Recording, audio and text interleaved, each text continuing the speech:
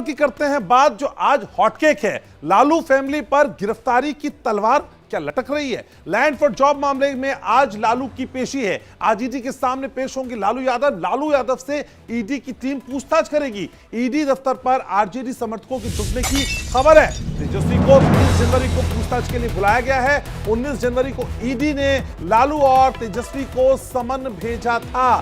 तो ये लालू परिवार पर क्या गिरफ्तारी की तलवार लटक रही है? इनको अरेस्ट किया जाएगा, क्या होगा? पूरा बिहार और पूरा देश जानना चाहता है, क्योंकि पिछले कई दिनों से सिर्फ बिहार चर्चा में है। और कल एक तस्वीर, बड़ी तस्वीर का पटाक्षेप हुआ और उसके बाद का जो अगला चैप्टर है वो आरजेडी को लेकर है। अब ये लैंड फॉर जॉब का मसला है जिसमें आज लालू की पेशी है और कल तेजस्वी को भी बुलाया गया है, इस तरह की जानकारी है। और अब जो आरजेडी के तमाम कार्यकर्ता हैं, नेता हैं, वो जुटने लगे हैं। लालू यादव से ईडी दफ्तर में पूछताछ होगी और ईडी दफ्तर पर आरजेडी के समर्थकों के जुटने का सिलसिला शुरू हो चुका है।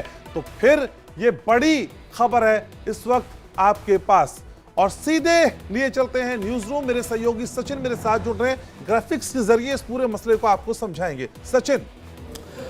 बिल्कुल, देखिए घनश्याम, इस पूरे मामले को लेकर तमाम चर्चाएं और पहले भी कई बार ईडी ने समन भेज दिया, लेकिन उसके बावजूद भी ना लालू पेश हुए हैं ना तेजस्वी। हालांकि ये पूरा मामला है कि अब जरा इसके बारे में आपको समझा देते हैं। आवेदकों की भर्ती सब्स्टिट्यूट के तौर पर जब आपको कंफर्म हो जाए कि हां जमीन आपके नाम हो गई, तब आपको नौकरी मिलेगी। यही पूरा मामला है। जमीन मिलने के बाद जॉब जो है आपकी कंफर्म होगी। इसके अलावा देखिए, जमीन की डील कंपनियों के नाम पर हो रही है, लेकिन आरोप लगे हैं लालू परिवार पर। जमीन की डील कंपनियों के नाम पर होती थी, लेकिन जो जमीन है वो लालू के परिवार के तमाम मेंबर्स को सौंप दी जाती थी। अब इस पूरे मामले को यहां पर समझिए और यह समझिए कि आखिर आरोप किन किन पर है और कितनी जमीन जो है वो सबके सामने आई, जिसके बाद लालू यादव और तेजस्वी यादव को समन भेजा गया। यही पूरा मामला जिसको लेकर तमाम जो माहौल है वो बेहद गर्म है और इसीलिए ईडी ने लालू यादव को और तेजस्वी यादव को समन भेजा है।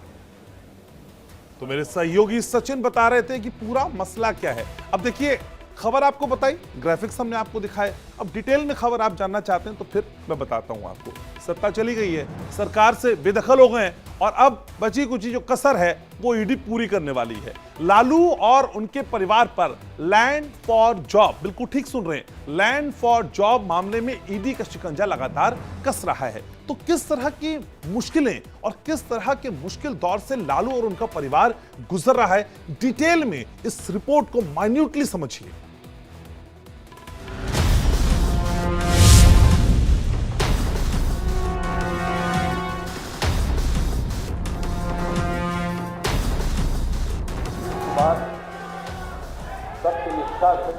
नीतीश एनडीए में गए। करता हूं कि मैं विधि द्वारा स्थापित भारत के संविधान के प्रति सच्ची श्रद्धा और निष्ठा रखूंगा। आज हमने मुख्यमंत्री से इस्तीफा दे दिया। बिहार में सरकार गई और अब ईडी भी चैन नहीं लेने दे रही। लालू के लिए वक्त किसी अग्नि परीक्षा से कम नहीं है, क्योंकि एक तरफ उनका परिवार बिहार सरकार से बाहर हो गया है तो दूसरी तरफ ईडी के सामने उनकी पेशी भी है। लैंड फॉर जॉब मामले में लालू को ईडी ने पूछताछ के लिए बुलाया है। मामला 14 साल पुराना है, तो इस मामले में न सिर्फ लालू बल्कि राबड़ी, मीसा, हेमा और तेजस्वी पर भी आरोप है। तो दूसरी ओर नीतीश के पाला बदलने से लालू परिवार बिहार की सत्ता से भी आउट हो चुका है। लालू और तेजस्वी के सामने अब बिहार की सियासी विरासत को बचाने की भी चुनौती है। लालू राजनीति के माहिर खिलाड़ी हैं, लेकिन एकाएक नीतीश कुमार की एनडीए में एंट्री ने उन्हें भी असहज कर दिया है। उस पर ईडी का फंदा लालू को दोहरी मार मारे हुए है। जमीन के बदले नौकरी के मामले में जहां राउज एवेन्यू कोर्ट ने राबड़ी, मीसा और हेमा को समन जारी कर 9 फरवरी को पेश होने का आदेश दिया है, तो दूसरी ओर ईडी ने 19 जनवरी को ही लालू और तेजस्वी को पूछताछ के लिए समन जारी किया था। लालू को 29 जनवरी यानी आज और तेजस्वी को 30 जनवरी यानी कल ईडी के सामने पेश होना है। नीतीश के धोखे से लालू अभी उबर भी नहीं पाए, तो दूसरी तरफ जमीन के बदले नौकरी मामले में ईडी के सवालों की लंबी लिस्ट भी उनका इंतजार कर रही है। 2004 से 2009 के बीच यूपीए सरकार में रेल मंत्री रहते हुए लालू यादव पर जमीन के बदले नौकरी देने का आरोप है। घोटाले में राबड़ी, मीसा और हेमा के नाम जमीन और प्रॉपर्टी ट्रांसफर की गई थी। आरोप है कि राबड़ी ने जमीन बेचकर पैसा तेजस्वी को दिया था, जिससे दिल्ली में बंगला खरीदा गया था। तो आरोप ये भी है कि लालू की बेटी हेमा को इस घोटाले की पूरी जानकारी थी। मीसा पर इस घोटाले को अंजाम देने का आरोप है। लालू और उनके परिवार पर लैंड फॉर जॉब मामले में आरोप सनसनीखेज हैं। उस पर सत्ता से बाहर होना भी लालू की मुश्किलों को बढ़ाने वाला है। ऐसे में लालू आगे क्या करेंगे, बिहार से लेकर पूरे देश की इसी पर निगाह है। Bureau report, India daily live. अब देखिए, लालू परिवार की मुश्किलें कम नहीं हो रही हैं और ये मामला कितना साल पुराना है, क्या इस मामले की डिटेल है, मैं कहता हूं ना आपसे कि इस बुलेटिन में माइन्यूटली हर डिटेल मैं आप तक पहुंचाता हूं। तो बस एक खास ग्राफिक्स हमने आपके लिए तैयार किए हैं, उन ग्राफिक्स की ओर आपको लिए चलते हैं और बताते हैं कि आखिर ये कितना साल पुराना मामला है और किस तरह से ये पूरा मामला आगे बढ़ा। अब देखिए, 14 साल पुराने मामले में फंसा है लालू परिवार। मामला एमपी के जबलपुर रेलवे की ग्रुप डी भर्तियों से जुड़ा है। ये बड़ा रिकैप है, समझिएगा आप। सीबीआई ने केस में 17 लोगों को आरोपी बनाया, एक नहीं दो नहीं 17 आरोपी इसमें बनाए गए। सीबीआई की लिस्ट में लालू, तेजस्वी और रेलवे के अधिकारी शामिल हैं। भाई बड़ी लंबी लिस्ट है, बहुत बड़े बड़े लोग इसमें शामिल हैं। 18 मई 2022 को लैंड फॉर जॉब का मुकदमा दर्ज हुआ। 18 मई 2022। अब देखिए आगे, लालू के ओएसडी भोला प्रसाद की गिरफ्तारी भी हुई, मामला दर्ज हुआ, ओएसडी अरेस्ट हुए। लालू, तेजस्वी और राबड़ी समेत 15 आरोपी जमानत पर हैं। ये सब बेल में चल रहे हैं। अब ईडी बुला रही है, अब उसके बाद क्या होगा, ये बड़ा ट्विस्ट है। अब तक सीबीआई ने मामले से जुड़ी 3 चार्जशीट दाखिल की हैं, 3 चार्जशीट दाखिल कर चुकी है और अब तक सीबीआई की जो 3 चार्जशीट दाखिल हुई हैं उसके मद्देनजर ये बड़ा स्टेप लिया जा रहा है। ग्राफिक बदल दिए मैंने। अब राबड़ी पर यह आरोप है, देखिए, घोटाले से राबड़ी देवी सीधे तौर पे जुड़ी हुई हैं। तो राबड़ी जी घोटाले से जुड़ी हुई हैं सीधे तौर पे। जमीन बेचकर पैसा तेजस्वी को दिया, जमीन बेची, तेजस्वी को पैसा दिया, फिर उसने क्या किया, जमीन के पैसे से दिल्ली में बंगला खरीद लिया। जमीन बेची, पैसा तेजस्वी, फिर बंगला। आरोपी अमित कात्याल ने एनएफसी में ये बंगला खरीदा है, ये बंगला खरीदा है वहां पे। बंगले का मालिकाना हक तेजस्वी के पास है, तेजस्वी ने खरीदा, हक भी उसके पास है। एनएफसी में बंगला 4 लाख में खरीदा गया, 4 लाख। अब समझिए आप क्या रेट लगा होगा। बंगले की कीमत 150 करोड़ है, 150 करोड़, 4 लाख, घोटाला ही घोटाला।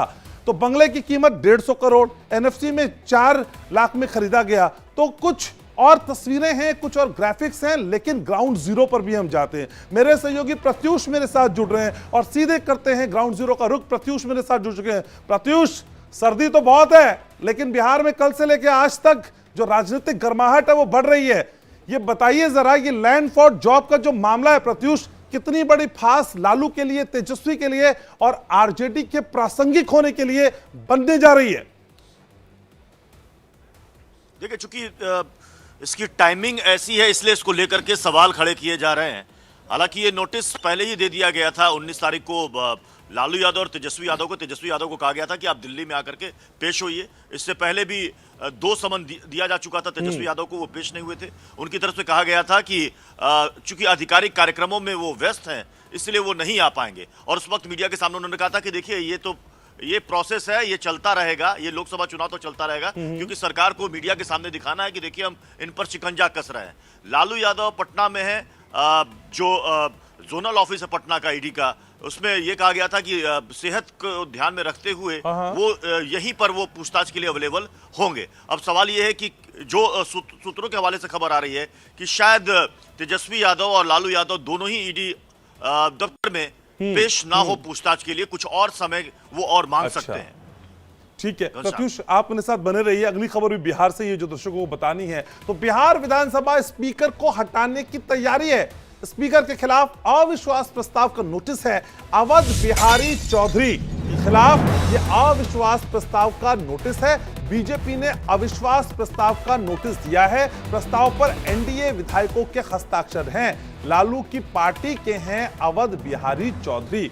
अब किस तरह से नोटिस दिया जाएगा, क्या कुछ प्रोसीडिंग्स होती हैं, क्या प्रक्रिया है? प्रत्युष मेरे सहयोगी मेरे साथ जुड़े हुए हैं ग्राउंड जीरो से। प्रत्युष, जरा समझाइए कि नोटिस तो दे दिया गया, लेकिन उससे पहले किस तरह की प्रक्रिया होती है? क्या ये इतना आसान प्रोसेस है? ये कितनी बड़ी जद्दोजहद है? क्या ये राजनीतिक टसल है?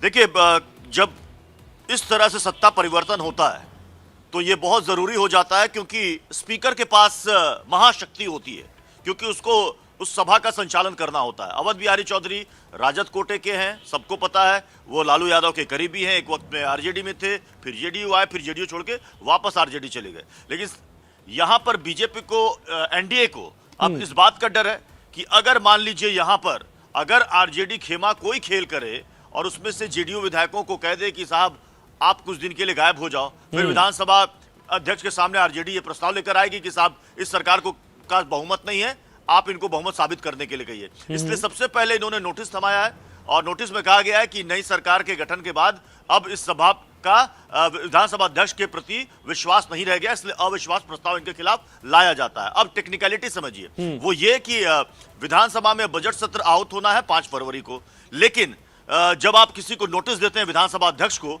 तो उनको कम से कम 14 दिन का समय दिया जाता है। अच्छा। तो इस हिसाब से 14 दिन के भीतर उनको उसका जवाब देना होता है, या तो उससे पहले अगर स्पीकर चाहे तो वो अपने पद से इस्तीफा दे सकते हैं, वरना आपको 14 दिन के अंतराल पर आपको सामने, लेकिन स्पीकर उस वक्त जिस वक्त उनके खिलाफ अविश्वास प्रस्ताव की प्रक्रिया शुरू होगी, विधानसभा के अध्यक्ष के चेयर पर वो स्पीकर नहीं बैठते हैं। इसलिए हो सकता है कि विधानसभा का सत्र अगर 14 दिन की पूरी प्रक्रिया होती है तो वो 12 फरवरी के बाद ही आहूत हो सकती है। घनश्याम, ठीक है, बहुत शुक्रिया आपका प्रत्युष तमाम बातचीत और जानकारी के लिए।